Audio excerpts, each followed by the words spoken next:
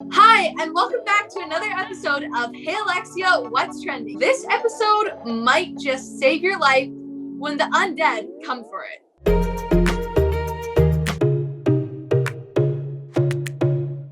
Just putting it out there, I love scary movies.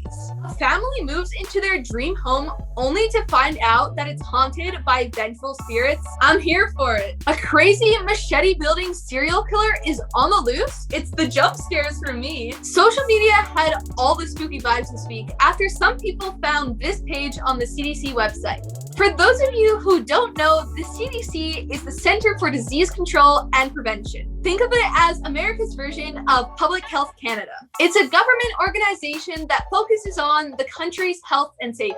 So naturally, the conspiracy theories started rolling in all over social media. People wondering why a government website has something about a zombie apocalypse. Do they know something we don't? Is there a zombie apocalypse coming? So the short answer is no. The long answer is that CDC put out this page in 2011 to spread awareness about preparing for emergencies. Emergencies like natural disasters and global pandemics, but they cleverly used a zombie apocalypse as their theme. This page is 10 years old, but it was recently updated to go along with the predictions of a 16th century French astrologer named Nostradamus. He predicted that 2021 would have some major events, including a zombie apocalypse. Let's go! We just had a crazy year. Can you blame people for thinking that a zombie apocalypse might just happen? In 2020, we saw a virus spread across countries all over the world. I don't know if you've heard of it. It's kind of niche and underground. It's called COVID-19. Who knows? Could we see a zombie virus do the same? Ayo, Walking Dead check.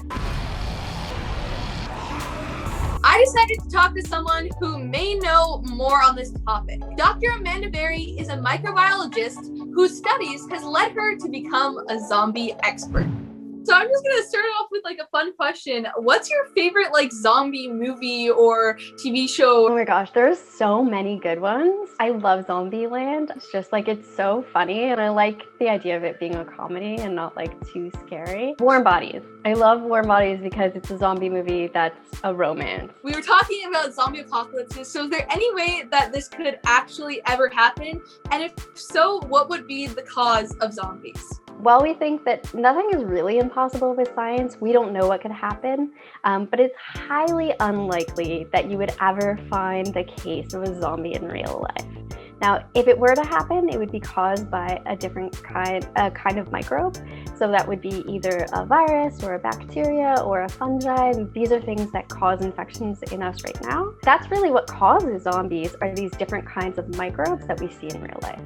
So I'd say it's highly unlikely, but I guess you never really know. Like you said, a lot of the time it passed in a virus. A lot of people are tying connections between zombie movies and a virus spreading between a huge population and COVID-19.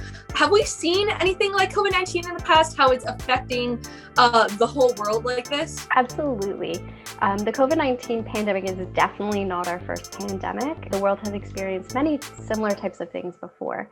So one notable example is the 1918 Spanish flu, and that infected around a third of the population around the world and had really devastating effects. We've seen other types of microbes, like the bubonic plague, that spread through large amounts of populations. Maybe they didn't spread to the whole world, but they still were able to spread far and wide and really infect a lot of people. I think everyone knows zombies have a few key characteristics, like walking slowly, wanting to eat brains, and decomposing flesh and body. Are there any other types of viruses or diseases that have similar effects to zombie characteristics? So that's what's kind of the most interesting thing about zombies, is there are different kinds of infections that we see in real life that kind of mimic those traits.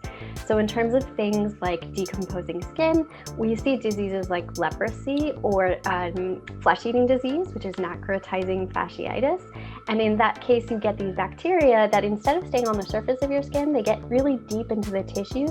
They release these toxins and it starts causing your skin to decompose. So walking slowly There's diseases like mad cow disease, which infects obviously cows. But in the case of mad cow, they get infections in their brains. And these infections then cause death in the brain cells, so they no longer can function properly. And these infections spread to their spinal cord.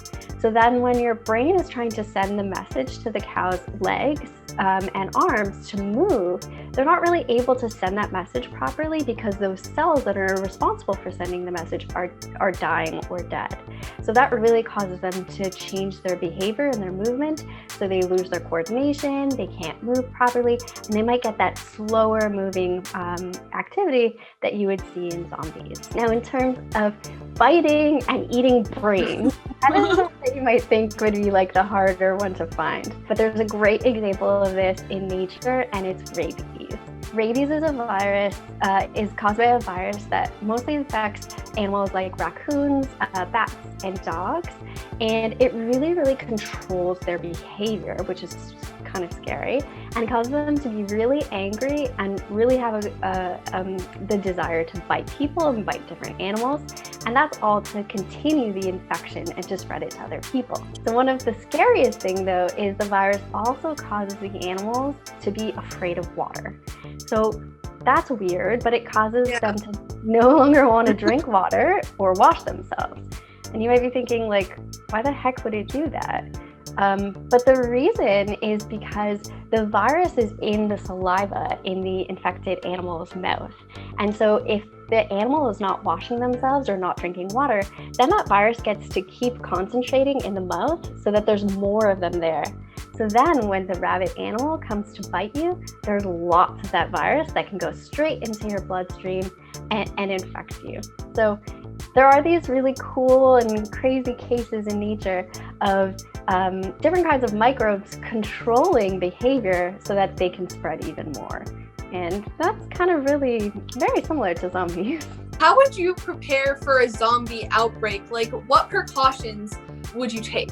Everybody wants to know what to do to prepare for a zombie outbreak. The best thing you can do is think of it like any other natural disaster or any other kind of pandemic or infection that you'd be trying to protect yourself against. So all of the tools you've already learned for COVID-19 are going to help you here. So what you'd want to do is have some supplies at home. Have an emergency kit where you would have extra water and food, first aid supplies, and anything you need like sanitary products and medications, so that if you have to stay home because there are zombies all around, you can lock yourself inside and you don't have to go out for a long period of time. You also want to have an escape plan. So if you hear a rumor that zombies are coming your way, you can start and get on the road and leave to go somewhere safe. That would be the same if you hear that an earthquake or a hurricane is coming. It's always good to have a plan of another place that you can escape to and how you would get there, so that you can be safe if you know that's coming. The last thing is, with COVID-19, we've learned a lot of different ways to keep ourselves safe from infections. So washing our hands lots, not touching our eyes, nose, and our mouths, and also staying home if we're sick or keeping our distance from people that are sick. And those all apply here. If you don't want to get the zombie infections, you want to make sure that you're staying far away from the other zombies and you're not letting their viruses get anywhere near you. So a zombie apocalypse might not be in the near future, but I still like the idea of putting together an emergency kit. Here's what would be in mine. So first things first, I'm gonna need a backpack. I have my yellow one right here. Can you tell what my favorite color is? Okay, so gonna start off with the basics. I would have my water bottle, some snacks, and some mints to do the beauty guru. Want to keep my breath fresh, don't want to be smelling. Of course, I would have some chocolate as well, because I have a sweet tooth and I'm not going without chocolate. I'm gonna need my glasses so I can see those zombies coming from far away. Y'all are not sneaking up on me. Charger so my phone doesn't die, obviously. And my AirPods so I can tune out the noises of zombies eating brains. Okay, next, I'm gonna need some fun things.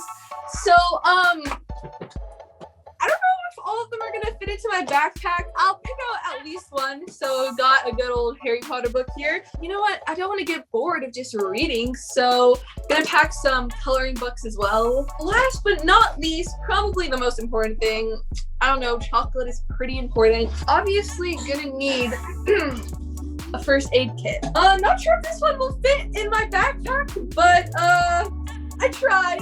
You know how like YouTubers always stop and they're like, thumbnail. What would be in your emergency survival kit? Let me know at cbckidsnews@cbc.ca. Thanks for tuning in for another episode of Hey Alexia, What's Trending? Make sure to keep an eye out for those zombies.